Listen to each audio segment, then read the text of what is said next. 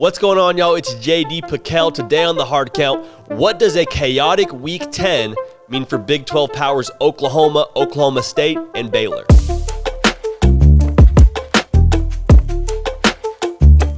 Welcome into CFB with JD. It's the People's Channel on YouTube for all of the college football content that you want to see. I sit in the chair, y'all drive the show.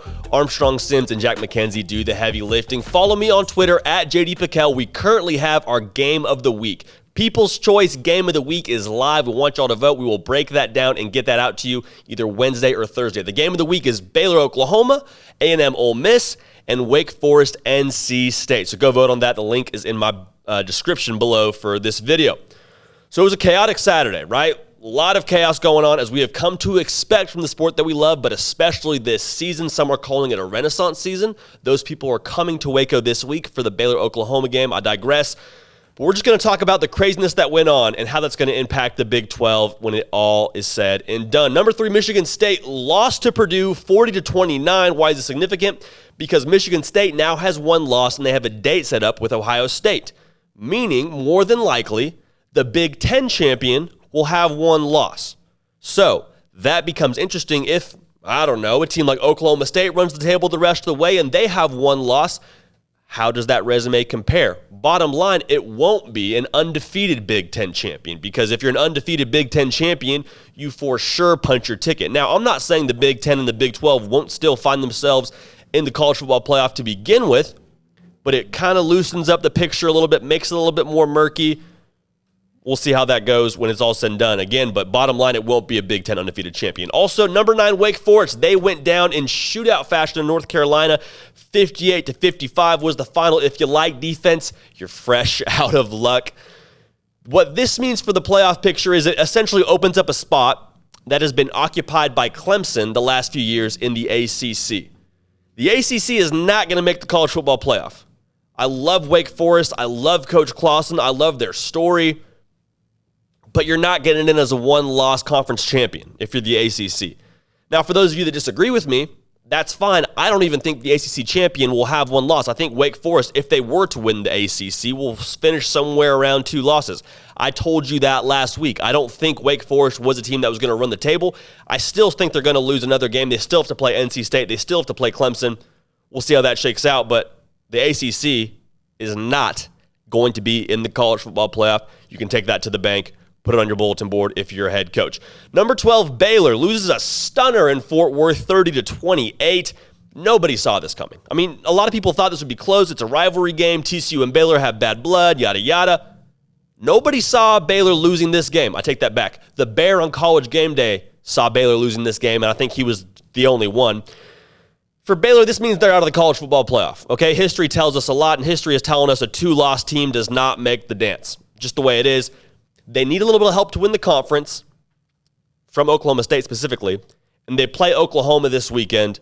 So if they were to give Oklahoma a loss, things get pretty interesting with the whole playoff race for the Big 12. We'll get to more of that in a minute, but bottom line, Baylor, they're not going to be in the dance. They have 2 losses. They can play spoiler for some teams down the stretch, and they're not mathematically eliminated from the Big 12 championship conversation. We'll see how that runs its course. They're going to get to play that one out. We have some big powers that fell. We also had what I like to call blood in the water kind of games. What does that mean? Well, there wasn't any real damage done. There wasn't any deaths for any of these college football playoff hopes for these teams. But there were some teams that you got to look at a little bit closer. We're not having a frenzy yet. The Sharks aren't feeding just yet, but there's some blood in the water, so we're close. So Bama, number 2 team according to the college football playoff, they looked very human against LSU. They won that game, but they won it 20-14.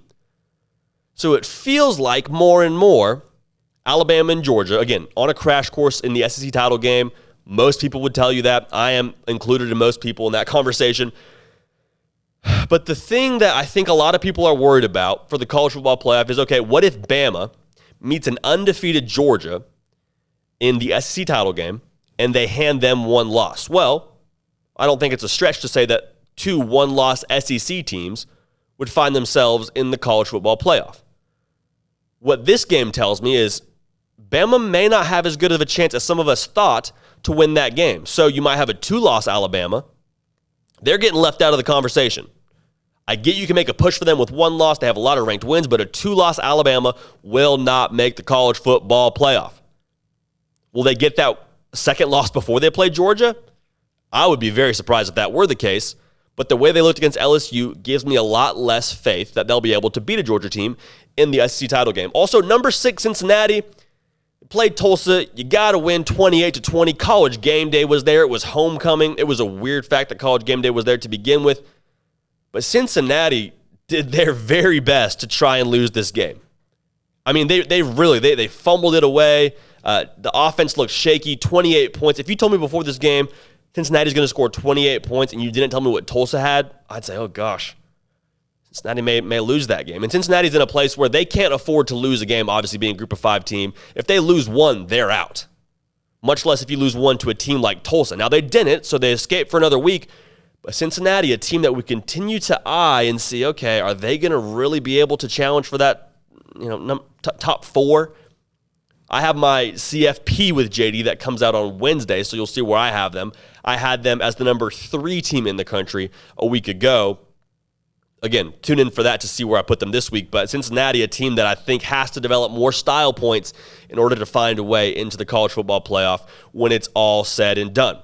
So what does this mean for the state of the Big 12? As I mentioned, Baylor, they now need help from Oklahoma State to get in, to get into the conference championship game. College football playoff hopes are gone, but they need help from Oklahoma State to play for the conference. Iowa State, they are surging. They need some help still to make the conference championship game, but they're a team to keep an eye on, especially because they have a date with Oklahoma set. And Oklahoma and Iowa State is going to be a very interesting game. Iowa State not going to be a tough out. Oklahoma State continuing to push forward, got a big win in Morgantown, a place where it's kind of tricky to get a win. You never know what happens when you go down those country roads. And they finally were able not finally, they've ripped off quite a few wins there, but they were able to make it back home safe with a win in Morgantown. Oklahoma State controlling their own destiny. They have a game with Bedlam set up for the end of the regular season, which will for sure have a lot of eyes on it. Oklahoma, they had a bye this week. Basically, they have a loss to play with in my mind. I mean, definitely they have a loss to play with for the conference, but for the college football playoff, I think they have a loss to play with. If that loss is to Iowa State, as I've told you before, makes me more concerned for their playoff hopes. So we'll see. I think they could maybe have dropped one to Baylor if they didn't lose last week. Could potentially drop one to Oklahoma State if they can avenge that in the conference title game. A lot to be played out. But at the end of the day, my thesis is if you are a Big 12 team with one loss and you win the conference, you're in.